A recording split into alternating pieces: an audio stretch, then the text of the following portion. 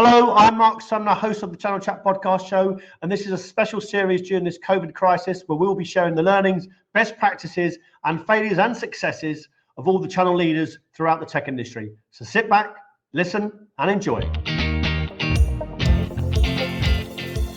Hello, I'm Mark Sumner, host of the Channel Chat podcast show, and today I have Iain Clack, the regional leader for client success at Thomsons Online Benefits in the house. Hey. How are we doing, Iain? Yeah, very well, thanks. Very well. Thanks for having me. Good. No, thanks for coming on the show. So, Iain, what I was really interested in getting you on the show was because you are one of the few leaders that I'm seeing that has done the daunting move, or maybe the daring move, whatever you want to call it, of actually getting a new role in a leadership role during COVID. And yet you started it maybe 2 or 3 weeks pre-COVID. So I'm hoping you can tell the listeners your story. So what actually happened with you guys? Because you were at Oracle. Yep, yeah, absolutely. So I was at Oracle for a good length of time, just over 13 years. And I made the decision at the start of this year that it was time to, start looking at other opportunities. And I was afforded that opportunity by Oracle, which was great. And when I started this process and using, your good selves and my network and everything in sort of January, I was extremely excited about where the world was going. And I thought, what a great market there is out there. And then suddenly I found myself in February starting processes with people just as all of this COVID started to happen. And suddenly, where I was very excited, it started to become a little bit more fear and trepidation about, what have I done here? Where am I going with this? But what was really good, and I know I ended up at Thomsons, but what was really good was people did continue those conversations throughout that time. It wasn't just a sudden closing down of the doors and the barriers came down. There still was good, fruitful discussions. I think it's great that the IT industry in general has continued to see opportunities to develop and grow, despite COVID. But yeah, it was certainly rocky. There were times when I did wonder whether I'd made the right choice. Yeah, absolutely. And what was the sort of the interview process with Thomsons like? Obviously, did you get a chance to meet your boss face to face, or even have you met your boss face to face yet? Well, I was very lucky in the sense that I started this process when you could still get into the office. So I had a great opportunity to go in there, meet the guys, meet some of the team, be interviewed all the way through to the chief commercial officer, which was great. And then suddenly, obviously, that all stopped. So then it did move to more virtual. But once again, fantastic team of keeping me up to date, because even though there was a bit of a gap because this is February, and I've just started in June, there was a time when I was sat here thinking, is it still happening? Are we okay? What's going on? And I was very lucky that they've got a great interactive recruitment team who were constantly updating me, giving me that information. And it just gave you that level of reassurance that everything was still moving forward. Yeah. And regarding the recruitment process, do you think now that companies are going to sort of look at recruitment processes and think, actually, we will start doing videos first of all straight away rather than getting people in? And I'm talking even if we go back to the offices, because I'm looking at it now, we offer an interview suite and a video recording method. But I'm actually thinking now, do companies actually want to see maybe a video interview before they actually even meet them face to face? So they're saving them time, they're not wasting their time interviewing relevant candidates, etc. I think it's a brilliant move, right? I really do. And it's certainly something that I'll be bringing in when I start to do recruitment again. I think what happens with, the whole video conferencing processes at the moment is you truly get the real person. What I've noticed starting a new job is that people, they're in their home environment, they're using tools that they understand. They're really open and honest about their feelings about things. They're really interacting with you well. And I think as a recruiter, you might actually get a more genuine view of the person and really get under the skin of that person, as opposed to, sometimes in the formalized setting of an interview, the corporate barriers can go up. You put on your suits and ties and everything, and then suddenly maybe something changes. So I think you're getting underneath the skin of people a lot more through this more relaxed medium. Yeah, and do you think potentially, this is a hot topic at the moment, do you think that potentially the CV is dead at the moment because people are sending CVs around and through automated recruitment processes are getting rejected, etc. And yet, if they did a video, if they were doing a bit more personal videos or in their home or in their phone environment, they are a bit more comfortable. they actually probably would get the genuine person a bit more. What's your view on that? Yeah, I genuinely see that. I think, they're almost like a triage process of like this kind of video with, your recruiter will get you a really good feel. Like I say, I was going through this process with a number of people. So I was still talking to people in March and April, and a lot of those guys were starting to use this. So I spoke to a couple of really good recruiters in other areas where they came to me and said, let's have video chats. We're interested by something we've seen in your CV or something we've seen in your covering letter. Maybe you're not quite the right fit, but let's chat. And then when you started to chat, it gave you a really good two-way conversation about, is it right for me, but also is it right for them? And rather than it being a piece of paper job spec and a piece of paper CV, it was two people genuinely meeting and discussing the fit and, the culture and the dynamics. And I felt that was a far better way of triaging your pipeline of potential candidates than just purely paper. Stevie. Yeah, and from a candidate point of view, we've I've placed thousands of people in sales roles. Lots of them I haven't met. I've done it over the phone, etc. And maybe I haven't met them because of location, etc. But I did have access to this technology, and I didn't get them on the platform. Why do you think there was a resistance for candidates to either go face to face because maybe they're just going to a recruiter because it's so far away and it could be a waste of time? But the second option of actually just jumping on a video call was never an option. It was almost like, let's just have a phone call. Why do you think that is? But do you know what? I think that's almost like a collective moment for the whole nation and world at the moment to realise that you can be a lot more connected than we ever felt. We've got all of this kit. We're really lucky. We all wander around with our phones and the ability to FaceTime. But, I don't know about you, but, I will always, in the past, have thought, I'll call someone. I wouldn't have necessarily thought I'll FaceTime them or I'll WhatsApp video call them or Skype, And I think now I've certainly learned that lesson in the fact that I get far more out of that conversation, seeing the other person and talking to them and getting their body sort of reactions as well as their voice reactions to the things that I'm saying. And I think, I think we've all woken up to that. I think there was almost like a resistance, and maybe it's a generational thing. Maybe, the younger generation coming through, they would not hesitate to use that. But certainly, at my age, it was always the first thing was to jump on the phone as opposed to video. And I think for me, that's totally changed. Yeah. Do you think now, I'm with you 100%, that I would just call people, and I'd call people on the hope that I'd catch them, they would be in a meeting, etc. And yet now I almost don't want to answer my phone. I'd rather book a time to speak to someone over the video or book a time to speak to someone on the phone. Do you think that way of managing your own time will actually change now? People are actually, they won't just answer calls randomly and kind of get people to call them back. They'll actually say, I need to actually manage my diary more effectively and book meetings and calls in. Yeah, I think, and I'm seeing that firsthand, right? Starting a new role, I'm working with people to go, okay, let's have a really definitive schedule of when I'm going to meet you, how we're going to do it, setting time aside. We've moved, and I'm talking about a massive movement in just kind of 6 months. Like you, in January time, I would have just picked up, give me 5 minutes as you walk into that meeting. And maybe pick up half a conversation, right, and not really get to the end of it. Now I'm properly setting aside chunks of time to really dedicate to that person.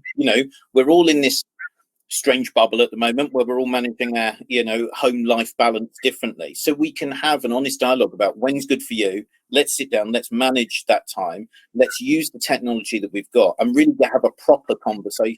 And I've made that a massive change in how I've been onboarded by the company and how people are responding to me and wanting to engage my time. Yeah. So let's move on to what you're currently doing now, Iain, which, I don't envy this task, by the way, because one, I don't like managing people anyway, but how do you manage people that you've never met? You have no idea what their behaviors are like or their mannerisms or what their good points and their bad points and whether they're skiving or whatever they're doing. How do you actually manage your team when you have no idea actually how they need to be managed? It's been a really interesting challenge, a really interesting challenge. And I think one of the things that I've learned very rapidly over this couple of weeks is the benefits of listening, of actually taking the time to listen. If you'd asked me a couple of years ago, maybe I'd have tried to jump in 2-footed and go, oh, I've got an idea, or, oh, I see what you're doing there.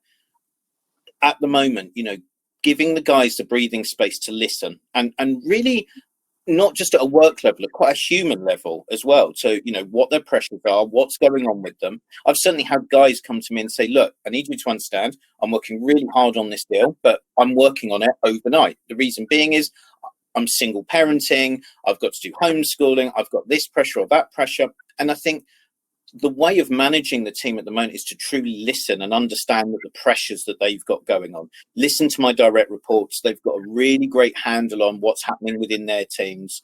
Listening to the guys above me about what they're seeing changing in the culture and the way people are working. But, giving people that breathing space to just be open and honest and say, these are the pressures in my life. This is what's going on. And it's cultural. Thomsons is a very open culture. It's a fantastic, really supportive culture, so people feel able to do that. But secondly, I think this has changed people. People are no longer seeing a work me and a home me. They're talking about this is me as a holistic piece. And it's how they balance those two pieces. So it is challenging. It's very, very challenging. And, I'm only slightly into the door, so it's going to get more challenging. But I think for me at the moment, the phase that I'm in, it's really listening and understanding, making sure that we're there for them, because the pressures that so many people are under at the moment are, unimaginable, never before seen. And I think making sure that people are doing what they should be doing, but in a way that works for them as well. Yeah.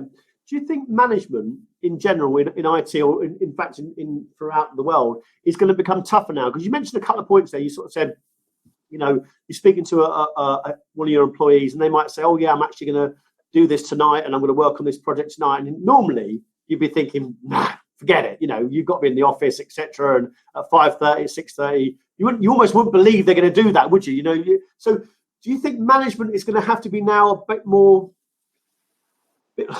human, a bit more open, like actually to sort of believe what people are saying? Because I'm looking at people now thinking, I've had people on the show sort of saying, no, Joe Bloggs wants to mow the lawn at 11 o'clock and that's what he does every day. Or, Joe Bloggs likes to go spinning at 3 o'clock. But they're much more flexible to think actually they'll work later or they'll work earlier in the morning. But that is a nightmare for someone to manage that process, because that is now, before we could actually pigeonhole people and give them KPIs, this is now managing people completely individual, but yet within a process. So how is that going to happen? How is it so going to be so difficult? It's very true. I think, the fluidity point is vital to people at the moment. People need that fluidity to make this work. And I think it's in the employer's interest as much as in the employees to allow it to happen. Because I think if you were seeing en masse the old style management of, you've got to be online at 9, you're going to have your half an hour for lunch, you would have a real problem with employee engagement. I think you'd have people with getting signed off ill, because it would be putting too much pressures. The flip side to that, like you say, is, the traditional KPIs of you've got to achieve this by this date and this time. They've still got to be there. They've still got to be delivered. And I think one of the challenges for me, certainly in leadership, and I'm seeing this across my peer group at the moment, is making sure that people are still clear that, yes, we're being fluid. Yes, we're allowing you to live your life as you need to achieve these things during this unprecedented time. But, the goals don't change. If anything, we need to be almost more aware of what our goals are as a business, more aware of what our dynamics are for our KPIs, and keep on, stressing the importance of hitting those. Because if we don't have those parameters and those frameworks, we don't have any boundaries at all. We've allowed people to work when work for them. We can't lose the boundaries of what our true objectives are. So it's an interesting and challenging balance. But I have to say, I've seen people respond to it brilliantly because of the fact that they are able to manage their time in a way that works for them. Because, they are a dedicated bunch of people. They want to do the right job. There's a certain amount of pressure on everybody at the moment, looking at the world out there and thinking, now I'm very lucky. I've got a good job. I'm in the right employer. I'm being supported. It does feel like there's very much a two-way agreement of, we're going to give you that fluidity, but you're still going to deliver. And people are engaging with that.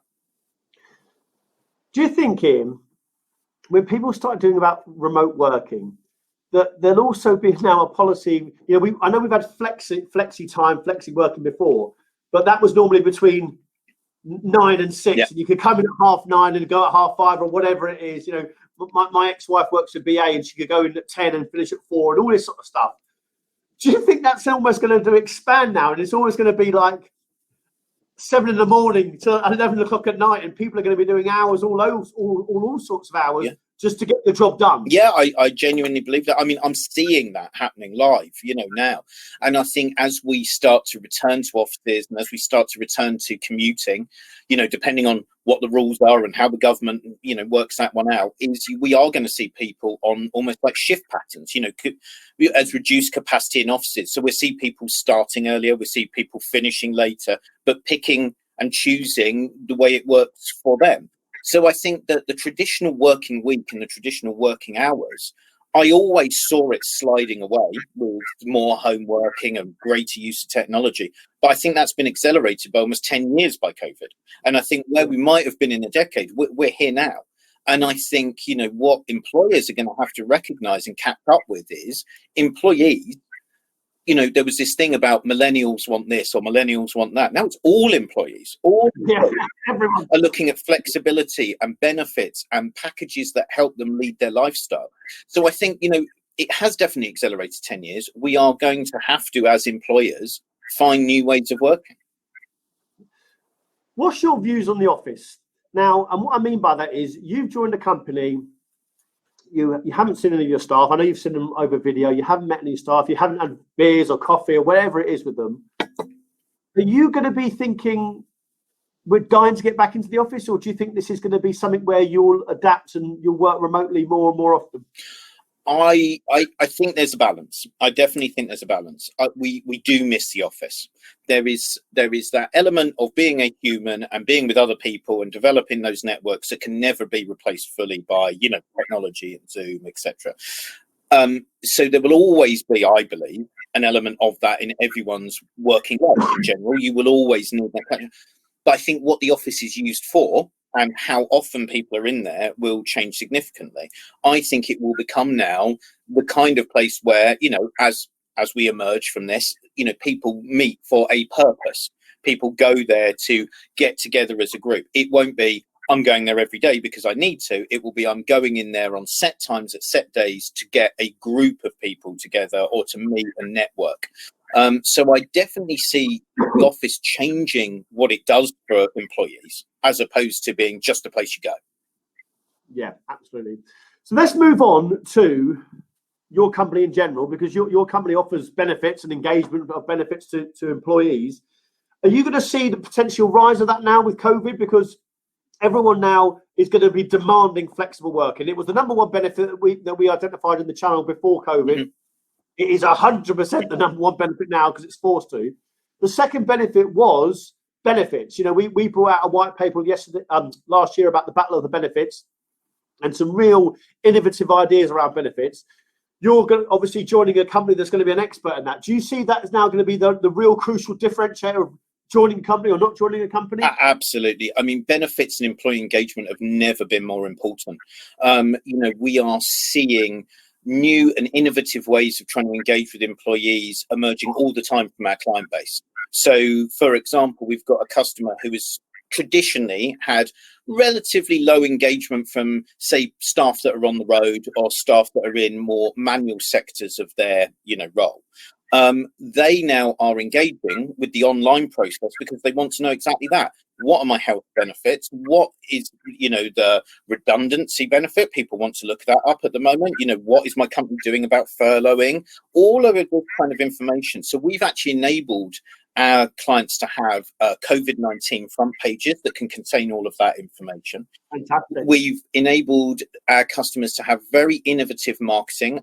We've got one who have traditionally used, posters around the office. To get employee engagement up, they're sending out leaflets on seeded paper. Now, this seeded paper, you post it, it's got a QR code that you scan with your phone and you start looking at your benefits. And then when you've finished with it, you plant it in a pot and it grows into herbs or flowers or something like that. Brilliant. It's nice, it's organic, it's not got any, problems with any environmental issues, and it's engaging people. So I think, where we operate is a really exciting space at the moment because employees, are looking at their employers more than ever and saying, what's my total package? What do I need to look at to balance what's going on in my life?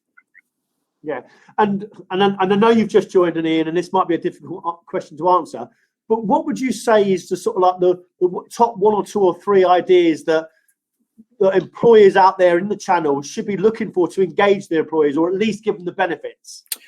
Yeah, I mean, certainly it's first and foremost, it's awareness. The level of awareness, when you start reading white papers and stuff that people have written about the benefits industry, one of the biggest problems is employees simply not being aware of the overall package that's out there.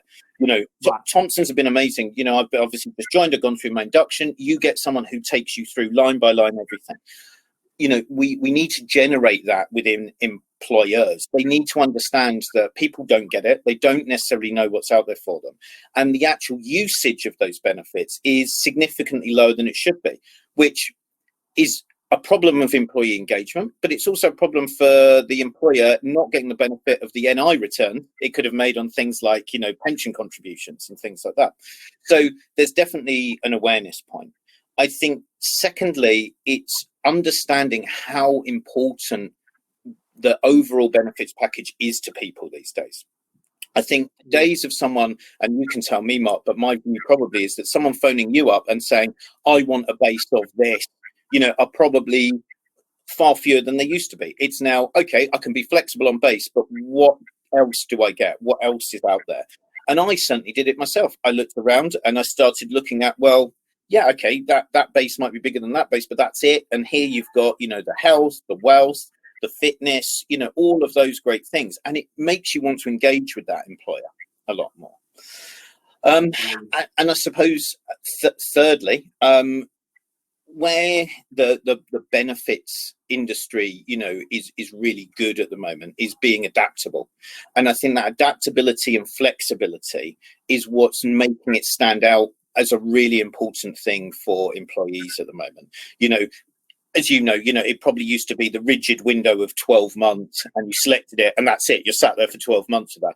What we're definitely seeing a move to from rewards and benefits managers is to flex pots that you can use almost on a monthly basis or a quarterly basis to reflect the needs in that period of time.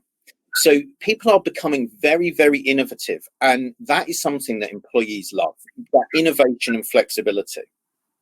Yeah, you know what? I'm almost going to echo that, Iain, because I'm seeing that all the time. You know, people are trying to be innovative, but it's that awareness you said. You know, most people, if I told my guys what their benefits package here was, they wouldn't be able to tell me. They wouldn't be able to tell me. They'd know a few of them. They know the key few of them, spin the wheel, or, you know, we take them out to monthly lunch clubs and all that sort of stuff. But they wouldn't be able to rattle them all off. And I think it is an awareness.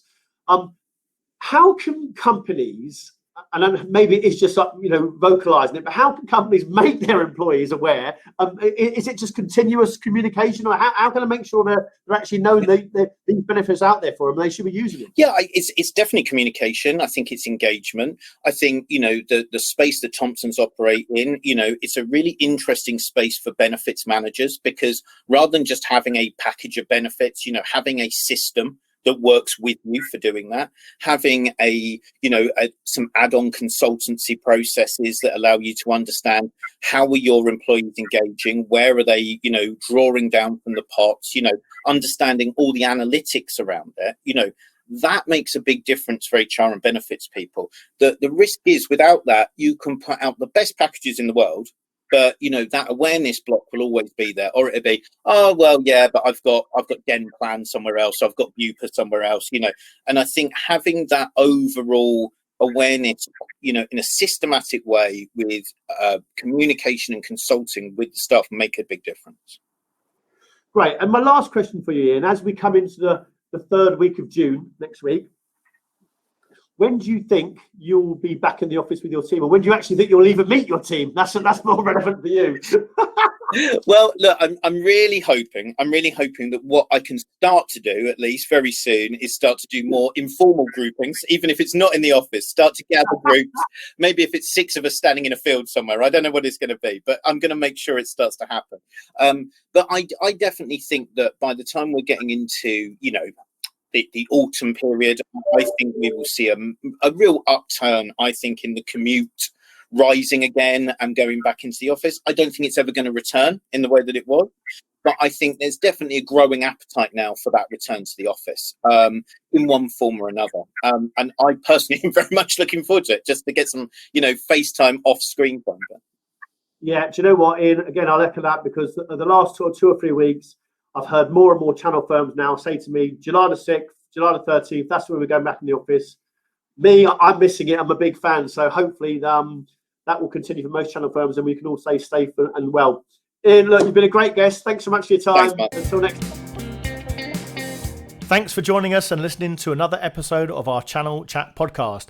If you've enjoyed what you've heard and are listening on iTunes, please could you give us a review and subscribe in order to get the newest episodes as soon as they're released. Otherwise, as always, we release an episode every Thursday at midday, so hopefully you can join us then.